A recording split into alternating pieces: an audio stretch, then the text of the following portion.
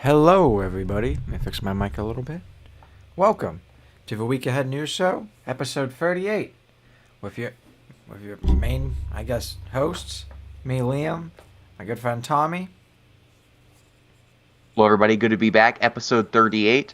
Got a good show lined up today. We got our funny to national, to local and international topic today. So good to be back and talking about the news. Yep, it is currently Monday, November 24th, 2025. Thanksgiving weekend. Hope everyone has a great Thanksgiving. Definitely a lot to be thankful for this year. We'll go right into the weather. Hope everyone enjoys the food. Today, the high was 54, low of 40. It was partly cloudy. Tomorrow, rainy. 54, 50. So the low is going to be actually a little higher tomorrow. 94% chance of rain. Going to be nice. Probably humid. A little bit. Wednesday, 52, 28. A lot colder Wednesday. A lot colder this weekend in the turkey season. 52, 28. AM light rain, 63%. Thursday, 33, 25. Cloudy, 17% chance. Friday, so yeah, it's going to be cold for Thanksgiving. No snow showers on Thanksgiving, though, which will be nice. Friday, for Black Friday, we will have snow, though. AM snow showers, 32, 22. Might want to stay inside, 32% chance humidity, so nothing too crazy.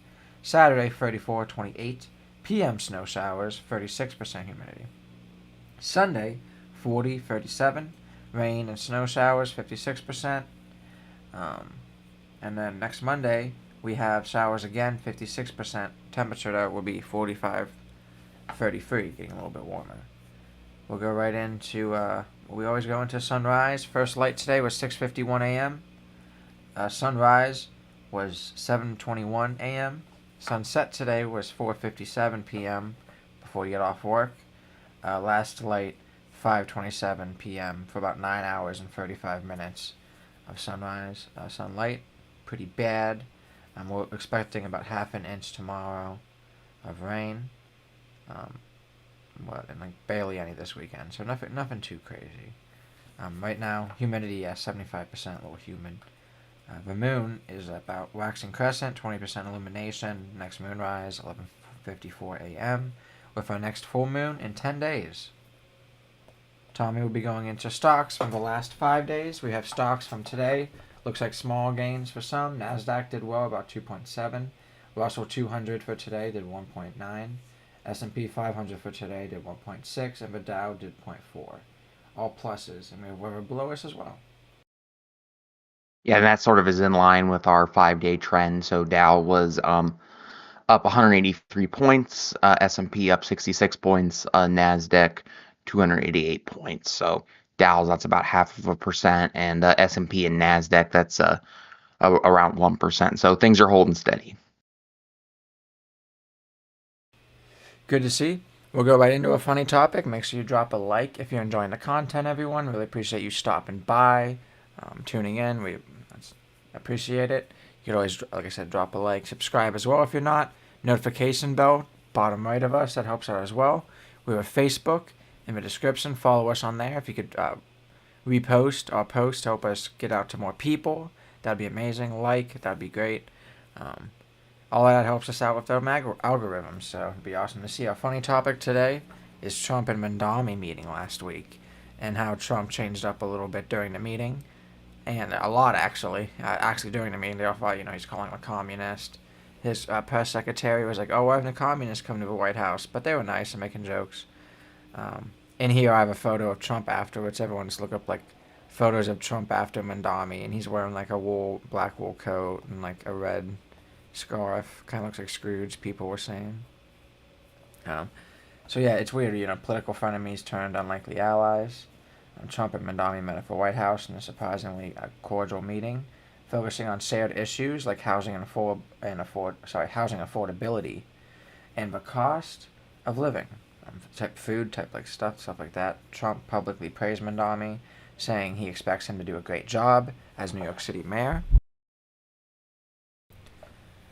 In a moment of political theater, where reporters pressed Mandami about calling Trump a fascist, Trump cut in, basically stopped him for saying anything too, saying, "That's okay, you could just say yes. It's easier, I don't mind." According to Trump, they agreed on more than he expected. Um, What's really shocking about it, Trump's own allies are reportedly shocked. His warm tone towards someone he once called 100% communist lunatic, especially on Truth Social, but maybe that's just for dementia hidden. For Mandami, it's a tightrope. He still insists Trump is a fascist despot, even after a friendly sit down. Many on social media are calling it a bromance, with observers joking it's a bizarre enemies to lovers political storyline. It really is, though. Underneath the banter, both men say the real priority is practical governments, working together on affordability, housing, and public safety. My personal opinion, real quick, is that he's actually doing this so all of his buddies don't leave not DC, but New York. Because when Mandami got elected, all these rich Republicans were like, we're leaving New York. And on Fox News, they're all like, "Oh, leave New York. We're leaving New York. Yuck, yuck, yuck."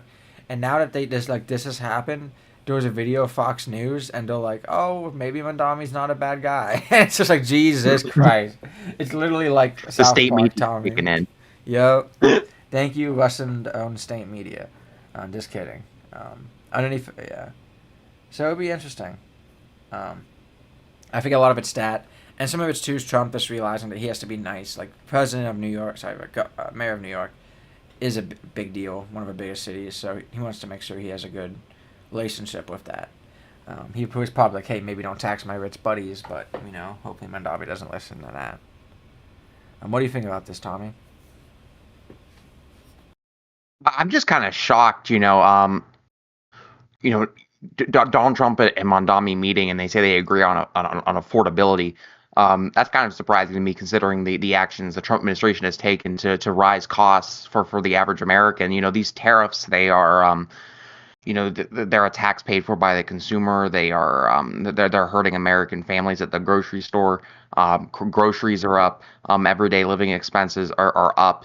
So when you have Zoran Mondami, who ran a successful New York mayor's who ran successfully in that New York mayor's race, largely on the issue of affordability.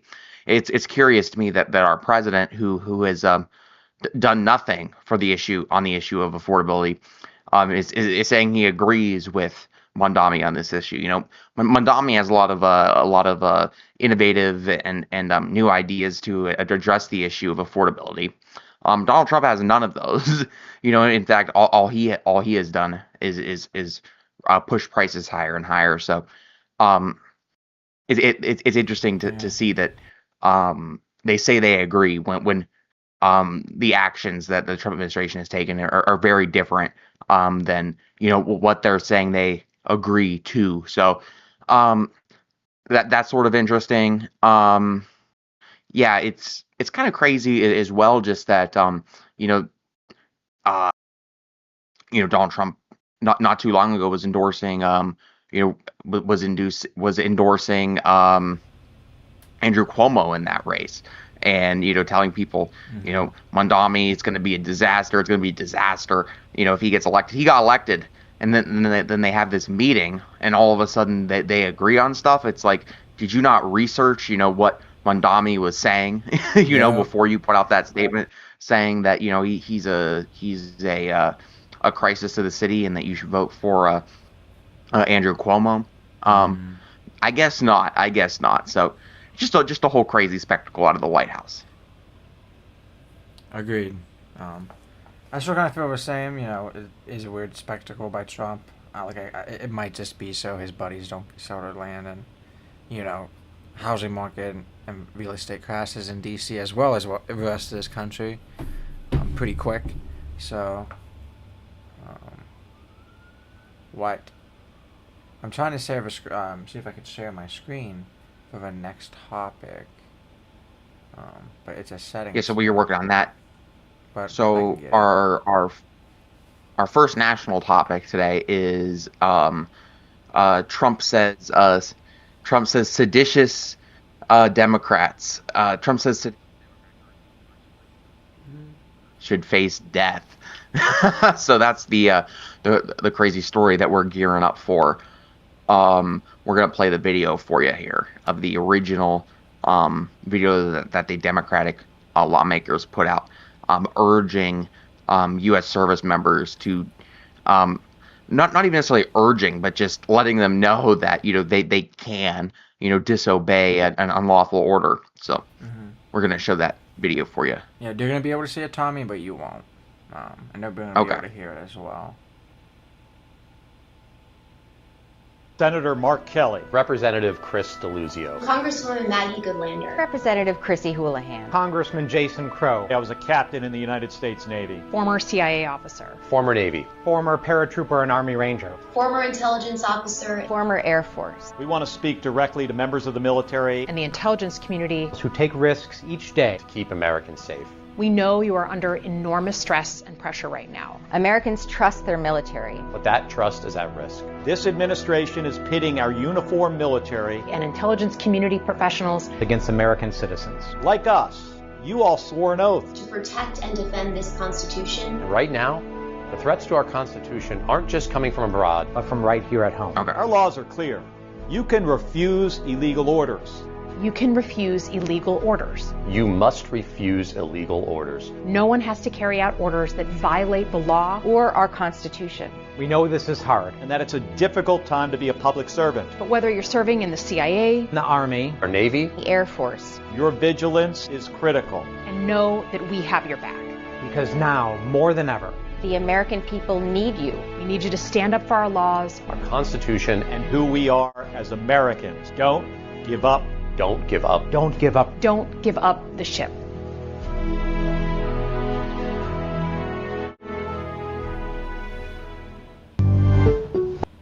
Alright, let's get that out of here before it starts playing over over YouTube videos. Alright. So it's basically Mark Kelly and a bunch of other senators, right? House reps. Tommy will go into it. Yeah, so as you just saw, the video was very simple. It was just different members of the House, different members of the Senate, saying you can or you must, refuse to follow an unjustly illegal order. Which is true, that's reflected in the Uniform Code of Military Justice, which is what binds. It's the body of law that applies in the case of the military. So, in response to that video, Donald Trump, the Trump regime, they took some steps that actually sort of proved the senators and the representatives were right that there was a need for this video in the first place. Because, of course, they did what they do best. They went full authoritarianism. So President Donald Trump attacked 6 Democratic lawmakers who released that video that you just saw on Truth Social. He called their behavior seditious conspiracy punishable by death. He reposted posts from other users, calling for an execution after trial, because that's what George Washington would have did, and then lock them up. He posted. Trump labeled them traitors. Trump he labeled them traitors and argued an example must be set. So as you saw, the 6 Democratic lawmakers are Senators Elisa Slotkins from Michigan, former CIA, Senator Mark Kelly from the state of Arizona, former Navy and former astronaut, Representative Jason Crow, Maggie Goldlander, Chris Deluzio, and Chrissy Houlihan as well. In the video, as you saw, they said you can refuse illegal orders, or they said you must refuse illegal orders, and they framed it as defending the Constitution. So, as I said earlier, according to the Military Code of Uniform Code of Military Justice, service members are required to refuse manifestly unlawful orders. And Trump's claim references the concept of sedition. Under some interpretation of military justice, sedition could carry death as a potential penalty. Oof. So Democrats strongly condemned Trump's rhetoric. House Democrats leaders called his rhetoric dangerous and warned that it could spur political violence. And that's something that Senator Kelly has been talking about, that he's been under threat since he released that video and the president released his crazy statement. Some lawmaker asked for Capitol Police intervention, citing credible threats. And then, the White House press secretary, Caroline Leavitt, Tried to walk it back a little bit and said Trump did not literally want executions, but defended the seriousness of his language. So, yeah, this is crazy. These Democratic lawmakers that they just released this, pretty cookie cutter video. The subject matter is kind of unusual, but we're dealing with crazy people here as well. That are currently leading our military. And then just today, sort of the continuation of this story, Senator Mark Kelly, who is a former Navy astronaut, I guess there's some provision in the Uniform Code of Military Justice that allows the Pentagon or the War Department, if you want to say that, it allows them to recall them into service for the purpose of investigation. So it looks like that's going to be happening to Mark Kelly as well. So all this is what's going on is just absolutely crazy. The lawmakers were just simply stating the law, and this law is a good law. Like, we want our service members to to use common sense and use common judgment of this order that I just received is manifestly unlawful. It says commit this war crime. Obviously in that situation, the correct answer for any member of our military is to take some initiative and not just follow the order. That's what we learned from, Nuremberg, and that's what we learned from, various international tribunals throughout history. Mm-hmm. And all the lawmakers were doing was simply stating that. And in response, boom, investigations, authoritarianisms, threats of death, totally uncalled for, dangerous, but also precisely proving the point that the lawmakers were trying to make, which is we don't know where these things are heading. We have a crazy guy who is the head of the U.S. military who has no respect for the rule of law or institutions or anything like that. So the president, he proved their point, and here we are, and we just keep going down this road of craziness, investigating Mark Kelly, trying to throwing out that label of seditious, just crazy. So what do you think, Liam? No, I agree, Tommy. And it's interesting to me. I don't know, a lot of people that are ignorant. I don't know, because even though Trump's the commander-in-chief, they take an oath to a constitution, not him. Right. They do have to abide by his orders, unless it's unconstitutional, unless it's a war crime, unless they think it's bad. There's steps, like Tommy's saying, to protect that. Because if not, Trump's a dictator. There's balance of powers. There's a reason why it's very hard for a president to invade a country. He has to do spec ops there. He can't really, certain things instead of invading. They need approval from Congress to actually go to war, invade a country. Certain things. That's understandable and fair. We can't really say oh my God, they're saying this. They're saying the truth. I'm mad at it. So, and I agree with Tommy, the fact that they are acting this way and Trump is acting this way just shows that they're proving him right.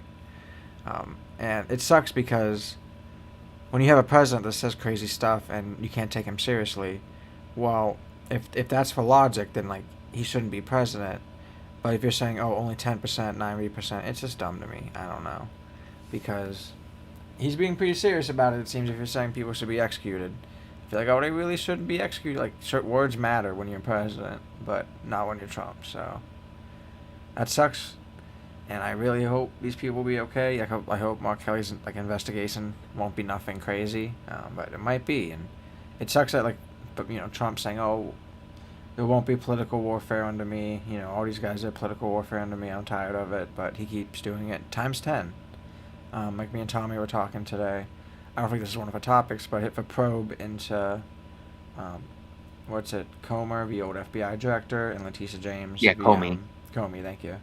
And Letitia James, the DA for New York that indicted him for his tax fraud.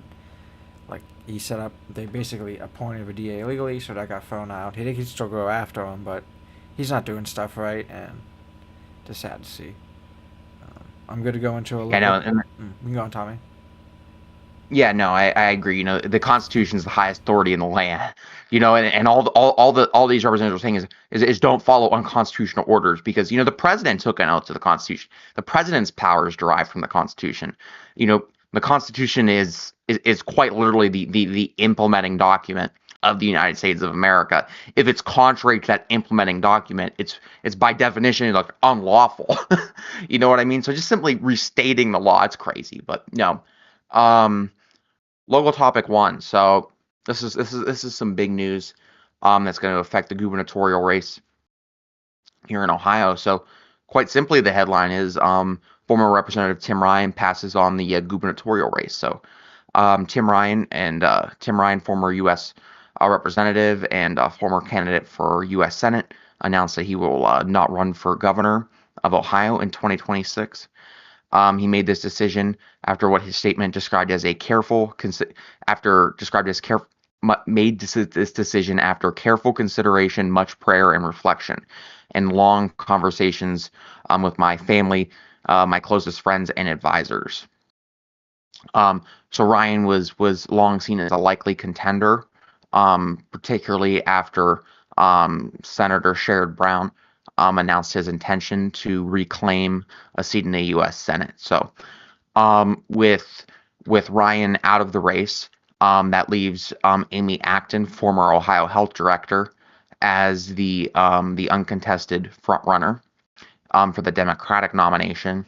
And on the Republican side, that leaves Vivek Ramaswamy, a biotech entrepreneur who is endorsed by Trump and endorsed by the Ohio Republican Party.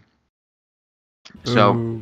Boo, Boo, Vivek. So for Democrats, Ryan stepping aside avoids a potentially bruising primary, allowing Acton to focus her resources on the general election. With Ryan, for Republicans, with Ryan out of the race, and other Republican rivals declining. Again, Ramaswamy's got that nomination on lock on the other side. The GOP can start consolidating around him. So for voters, like I just said, the race is looking like it's going to be Acton versus Ramaswamy.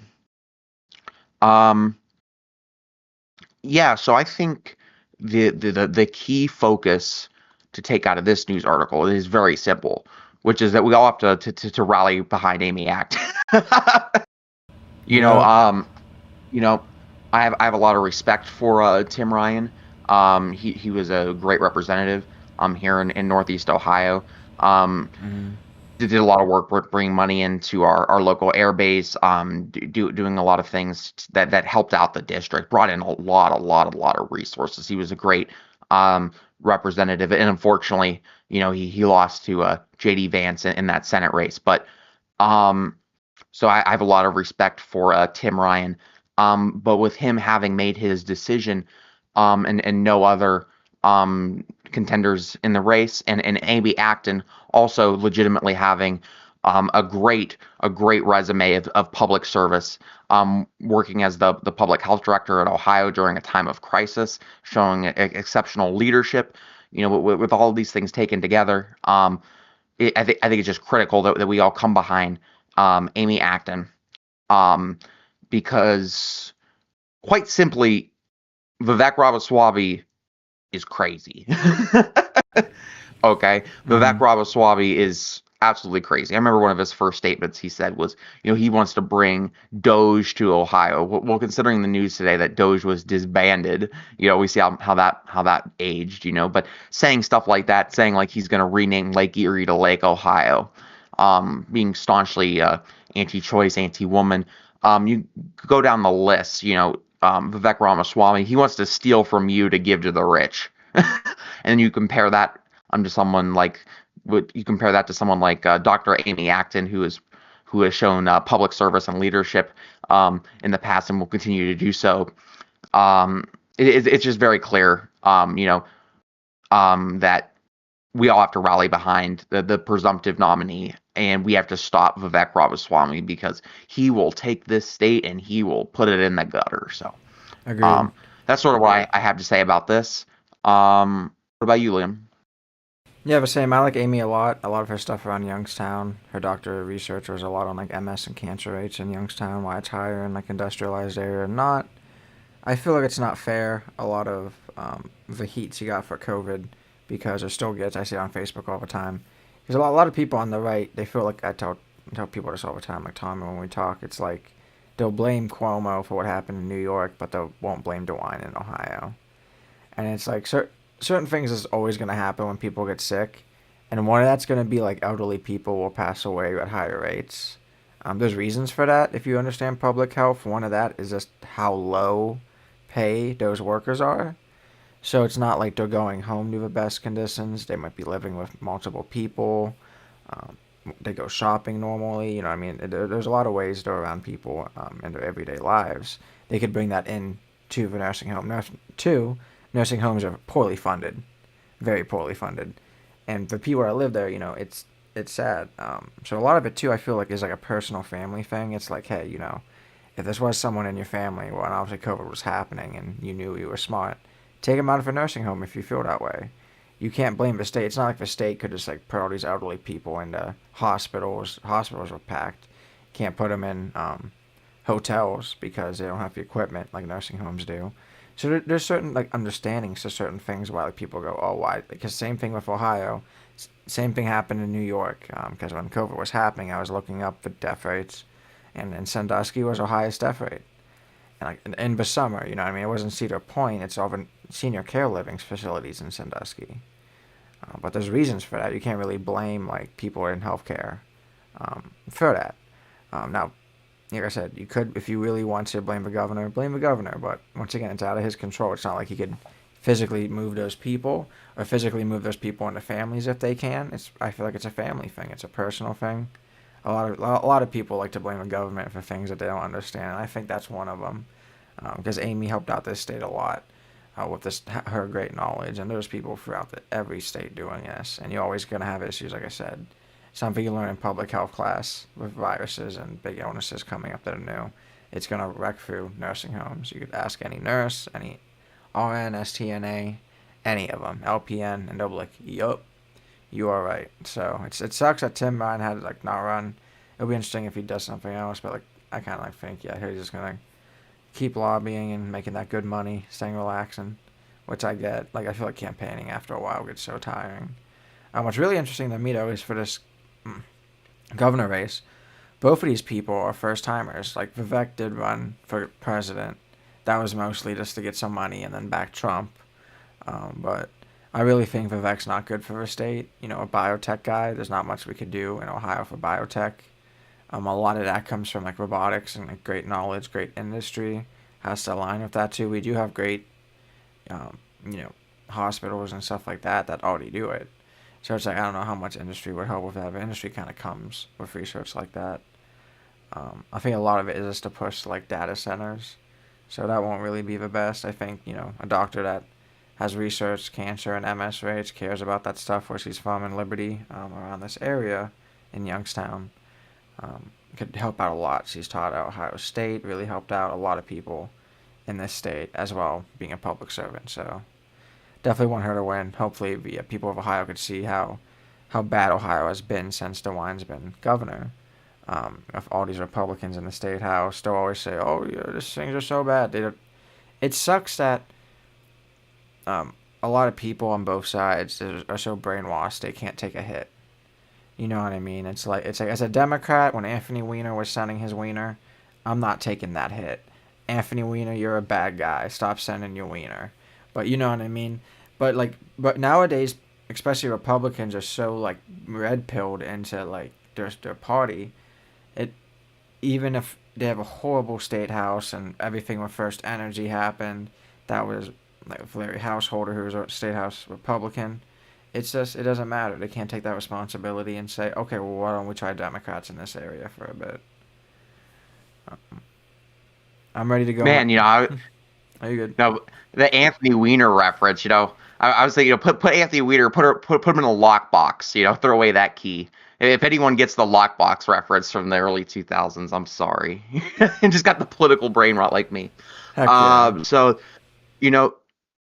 you know, in Amy, actually, what you were talking about with, you know, with COVID,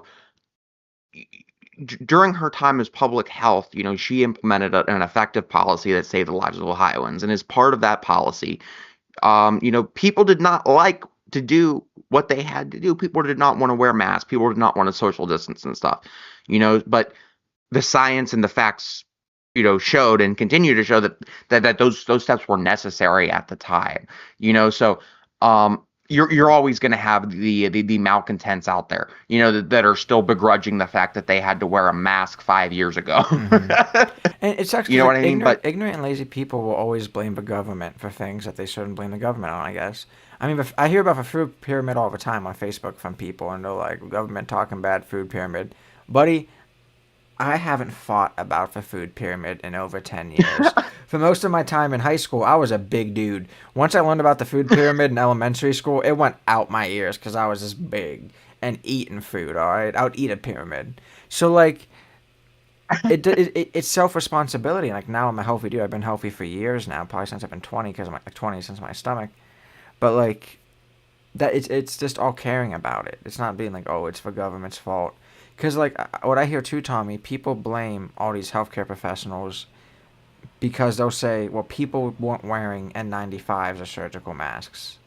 And it's like, well, that's not what they were saying to do. It's like, well, you know what I mean? Like, me and Tommy talk a lot about, like, we don't design stuff in America, like, very rarely, like, is the law, is practices, common practices, standards, what, like, common Americans think. I'm not going to build a house to what, like, the common American knowledge is. I'm going to build a house to what the best builder knowledge is, carpenter knowledge is to build that house. Same with laws and stuff like that. So it's like, I'm not going to be like, oh, a bunch of dumb Ohioans were mad and didn't like masks, so they put on, cloth masks that were basically like balaclavas and bandanas, and like, well, this is fine. Well, it's not. It's not the same as like N95, KN, N95. Even if, N95 mask would be way better than the cloth ones, you know what I mean? And it's all percentages too, you know what I mean? Like, and a lot of times if you read this stuff, like when I went to YSU, we got really nice cloth masks with KN9 inserts. It says, every week wash this, replace the filter after a month, or, you know what I mean, depending on how your usage. It's not like you have to be smart with stuff, but most people aren't that, and they just like blaming the government, and it's sad. But I'm ready to go into national topic 2. Which is how the Justice Department is requesting to unseal Jeffrey Epstein and Maxwell grand jury records, which is a big deal. The DOJ's push to unseal Epstein-Maxwell grand jury records. The U.S. Department Justice Department, filed a motion to unseal them. Basically the transcripts from the investigations into Jeffrey Epstein and Ghislaine Maxwell. The request came after a passage of the Epstein-File Transparency Act, which Trump signed, which requires certain unclassified materials to be made public within 30 days. The DOJ says it's willing to redact victim-identifying info, but argues public interest outweighs secrecy. What's in the grand jury records? According to the DOJ, the transcripts includes testimony from only 2 law enforcement witnesses, an FBI agent, and an NYPD detective. Crucially, no victims testified before these grand juries. There should be no victim testimonies. The request is DOJ limited to transcripts. They're not necessarily asking to open every document or piece of evidence from these investigations or even like what these grand juries saw. Court's response is denial. Federal courts denied the request to unseal Maxwell's grand jury records. Judge Paul Engelmeyer concluded if the material does not bring to light the meaningful new information. He said it is mostly redundant with that is already publicly disclosed during Maxwell's trial. He also warned that the move seemed less about transparency and more like a diversion, which is interesting. You have federal judges calling out Trump about this. If that is true, it's just a smokescreen, more wood for a fire when there's more important things to focus on. Another judge, Richard Behrman, also rejected the DOJ's effort, saying that the 70 or so pages of grand jury material pale in comparison to the hundreds of thousands of pages of Epstein files already in the DOJ's hands. So once again, getting called out by another judge. 70 pages out of 100,000, that's not even 0.01%. These rulings strongly emphasize the traditional legal principle that grand juries proceedings must remain secret, except in very rare exponential cases, which we've seen sometimes. Casey Anthony, all of her stuff started with a grand jury. A lot of times it would be like that, and I get it. Like sometimes, like even a person that's being acquitted is not even there. That for the most part, it's like that, right, Tommy? The person that is like yeah, most of the time a grand jury, it's just the prosecutor and the grand jury. Reactions and implications. Victim voices. Some Epstein Maxwell victims strongly criticize the DOJ's attempt. They argue it could undermine their justice or re-traumatize them, especially if third-party names are revealed. Public trust. For denials raise questions about the DOJ's transparency. Was this push to unseal material more about optics rather than substance? Critics, including the judges, suggest so. Might be a diversion. Next steps. Although the transcripts are blocked, broader Epstein-related documents are still being debated, and some may be released through other legal or legislative channels, and with all these efforts through the House. I think it's kind of sad, once again, like, we see this, like, all this jump through. And I know, like Trump says, like he always says, like, they're working on it, they're trying on it. If it was a major focus, it would have come out all at once, and all the best information. When you, like, raindrop something, like, they're hoping, like, every week people care less about it. And that's, like, my thing. It probably is a diversion. It's just way better to come out. Victims do matter. I feel like, once again, you protect victims than you more via people who abuse them. So if they're going through to, get rid of Trump's name, get rid of Bill Clinton's name and all these other people, that's just useless. Like, that's just dumb. It's not going to help anyone right now. Protect the victims. But how you feel, Tommy? Release the files. All of them you know at what once. I mean? Dump So, it. yeah, so, obviously that bill just got through Congress, got signed by the president. By the way, that bill was not necessary. Donald Trump could have released those files by himself without that bill. That in itself was also a diversion to buy time. So no, it's just insane. What Jeffrey Epstein did, was just obviously, deplorable, disgusting. So disgusting. And the fact that so many rich and powerful people are involved, makes this a matter of public importance. And it's also, of course, very, very important to the victims of Jeffrey Epstein, who want to see, some sort of justice in this case, and public recognition of, the crimes that was committed against them. It's so incredibly important that these files be released. It's something that actually it enjoys broad bipartisan support. We saw that bill passed overwhelming. Only one person, I believe, voted against it in the House of Representatives. So as soon as Donald Trump, lifted his objections, his loyal minions, instantly voted for the bill, which is what they always wanted to do all along. No, so my take on this is very simple. Just release the files. It's something that the public has a right to know about it. It's something that the victims of Jeffrey Epstein are calling for. Of course, if redactions have to be made to protect, sensitive information, names of minors, etc., names, those types of things, make the necessary redactions in accordance with the law, but release the files. Agreed, Tommy? No, you need to do that now. You need to do that a while ago. Stop trying to distract us. We'll go into a local topic too, which is how state legislation approved property tax reform bills. The Ohio legislature approved 4 property tax reform bills that will deliver over $3 billion in savings for homeowners over the next 3 years. In addition to those, a 5th bill has been approved earlier by the Senate on November 12th after the House approval in June. The bills are sponsored by David Thomas, Republican Jefferson, and will be signed into law by Mike DeWine, more than likely. One second, I got a cough. Key provisions of the reform package: owner occupancy tax credit for homeowners who live in their homes will increase over 4 years to 15.38%. Meanwhile, the non-business credit for non-agriculture rental and investment properties will be phased out entirely over 3 years. So it's going to be better for personal homeowners, but worse for businesses and people that invest in properties. Landlords, stuff like that, I'm kind of fine with that, but for landlords at least. But if investments, it's going to hurt investments. So we'll see business be hurt by this, actually, and people credit it. School districts, 20 million floor reform. House Bill 186 caps unvoted school district tax increases to inflation, around 3%, for districts already collecting at the 20 million floor. Estimated savings about $1.3 billion over 3 years.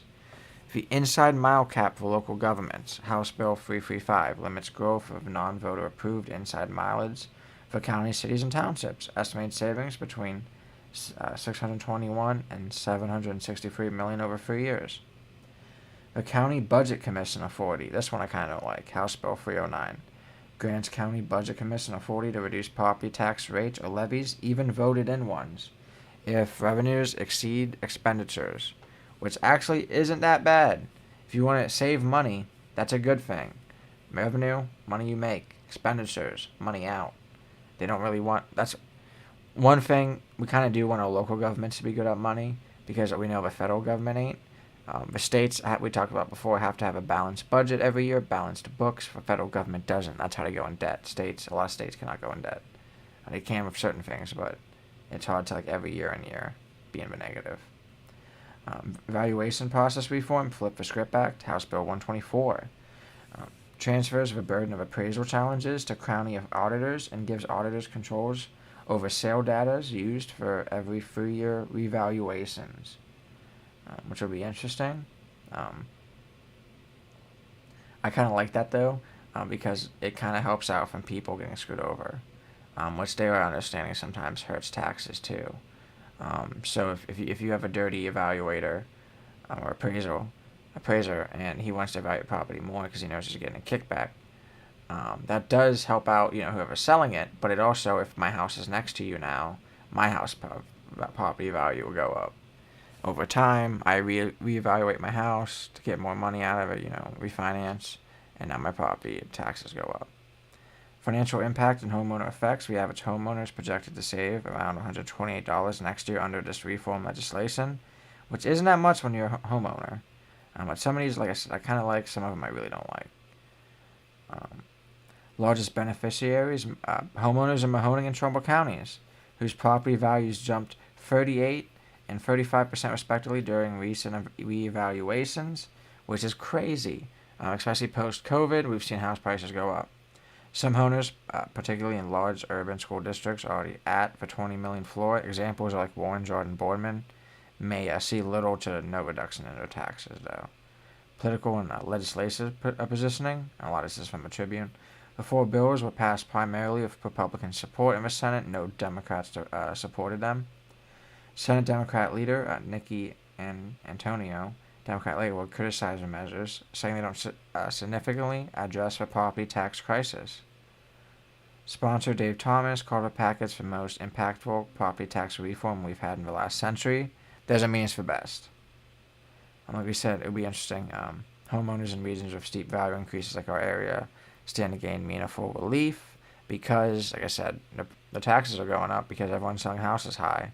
They're fine with it. They're like, I could sell my house high, but they don't really realize how markets work and how that could hurt everyone. However, school districts already collecting up a near 20 million minimum may have less flexibility and may not see a proportionate benefit. Local governments and school districts may face revenue pressure as tax growth is limited and new levies may be necessary to maintain service levels, and those levies might get turned down. What do you think, Tommy? I think what's critical to take out of this story is the effect it's going to have on our public schools, and also the fact that there's 2 choices for taxes. You either have property taxes or you have sales tax. You know what I mean? So, yeah. So let's start with the school thing. So A lot of these provisions, are manifestly gonna hurt our public schools, which our children rely upon in the state of Ohio. Public schools in Ohio are primarily funded by property taxes. They do receive some federal money and some money from other sources as well. But property tax by far, is the largest source of the money that they get. So um having any sort of reduction in our public school is just manifestly a bad idea, and that's something that history has proven time and time again, that cutting education is always a bad deal. A great society has never invested too much in the next generation, has never invested too much in education. Now in regards to the specific provisions that I wish to comment on, the school district 20 mil floor, so that provision, the law mandates that schools have to relieve at least the law mandates that states have to receive at least 20 mils in funding, and sort of some changes in the evaluation would get more low income schools over that threshold. So that's obviously bad. That would be a reduction in funding for them. So is that one bad? The County Budget Commission Authority is very strange to me. The fact that um, uh, a bunch of politicians could override the will of voters who voted for these tax levies is just seems almost un-American to me. It's very strange to me, They're and I very agree with what you Republican, were though, saying yeah. too. Like I agree with you, Liam. We want our local governments to be saving money. Why should we be discouraging that? So that whole concept is just strange to me. So yeah, so And even like looking at, what's I looked in his inside mileage cap too, Tommy. Like this is like for like non-voter approved stuff, but sometimes you need that. Like a good example is like if you know that your certain area of your town, all your water pipes are only gonna last 10 years. Well, hey, we might need to increase taxes these next 10 years to pay for it. You know what I mean? People might not want to vote on that. They might vote no. So it might be like, well, we need this to happen anyway. So, like, a lot of these are dumb. yeah. So, it kind of sucks. Like, one of them helps people, really, and it hurts businesses. So, I don't know. Like, sorry, go on. Another key thing to keep in mind is the two main forms of taxation: property tax and sales tax. Mm-hmm. A property tax, and let me be clear, I don't doubt that there's a lot of people out there that are struggling with their property taxes. So there's very well probably legitimate conversations that we could be having about reducing property tax burdens for working families. But let me be very clear. When you're comparing between a property tax and a sales tax, um, a property tax is a more equitable tax over a sales tax because it taxes the landed vested interests. It taxes people that have some money to begin with. Okay, a sales tax, everyone has to go out there and buy groceries, and everyone's paying that 2.5% sales tax. Let's say, that 2.5% to somebody who is, perhaps maybe just above the SNAP threshold. That's going to be a lot harder for them than it would be if a rich person went out there and bought the same groceries. They could absorb that 2.5% a lot more easily. So that's the problem with sales tax, and in many respects, property tax solves that because it's attached to the valuation of people's house. So that sort of is more of an equitable way to tax. Again, I don't doubt that there's issues with evaluations and stuff like that, but if the choice is sales versus property tax I think is the better way to go. It's more fair. But yeah. So a lot of these provisions, they're just very damaging for our public schools. And another thing to keep in mind too is there are even more crazy people out there that are trying just to eliminate property taxes altogether. So that would just leave our public schools completely decimated, and a lot of these measures that were just recently passed are meant to try to ward off a potential referendum on that property tax issue, because even the Republicans know that just completely abolishing property taxes would be disastrous. So again, this is just another chapter in the property tax saga here in Ohio. But keep an eye on this. It seems it seems that there may be a vote on the property tax thing next year. There's probably going to be more legislation going through the state house. So and we're just all going to have to see how this plays out, and unfortunately, how it affects our public schools. So yeah. Any more to add, Liam? No, I agree. I was going back real quick, and one bad thing is too. Going back to Vivek, he's very pro private school. Not a good thing. Absolutely. Yeah. Shit. Yeah, for sure. Shit. I was looking, Tommy, where he went to high school. He's actually from Ohio, I think. Who, Vivek? Yeah, it said he went to St. Xavier High School in Cincinnati. It's an all-boys Catholic school. Crazy. He went to a private school, so. Not surprised. That's what I was wondering. So, Tommy will be going into a quick International One topic. Some good news, hopefully, if stuff can work out. Yeah, I mean, it kind of depends on how you look at it. I mean, so, just want to touch on this very briefly because a little update on the war in Ukraine. So today the U.S. and Ukraine held high-level negotiations in Geneva, Switzerland. Led on the U.S. side by Secretary of State Marco Rubio, and on the Ukrainian side, Andriy Yermak, President Zelensky's chief of staff. After these talks, both countries issued a joint statement saying that they drafted an updated and refined peace framework, and both sides described the meeting as very productive, highly constructive. The joint statement emphasized that any prospective peace deal must fully uphold Ukrainian sovereignty, and the plan reportedly includes stronger security guarantees. It also covers long-term themes like security, reconstruction, political independence, infrastructure protection, and economic stability. And both sides, they would continue intensive work on the proposal in the coming days. European powers, notably the UK, France, and Germany, proposed a counter version to the peace plan. Some key European suggestions increase the limit on Ukraine's military size and peacetime versus the U.S. proposed cap, start any territorial negotiations from the current line of contact instead of pre-assigning some regions to Russia, offer a security guarantee modeled on NATO's collective defense, and use frozen Russian assets to rebuild Ukraine rather than giving control or profit rights to U.S.-led entities. European leaders welcomed the Geneva result cautiously, acknowledging progress, but saying that there won't be peace overnight. The Kremlin has said it's not received any official text, and the Kremlin spokesman emphasized that the media reports are not enough, that they want formal documentation. On a reported NATO membership clause change, the Kremlin declined to comment, and he also noted that there's no immediate plans for a formal U.S.-Russian negotiation following the Geneva talk. So, despite progress, critical details remain unresolved, especially on security guarantees, how frozen assets are used, and how territorial issues might be handled.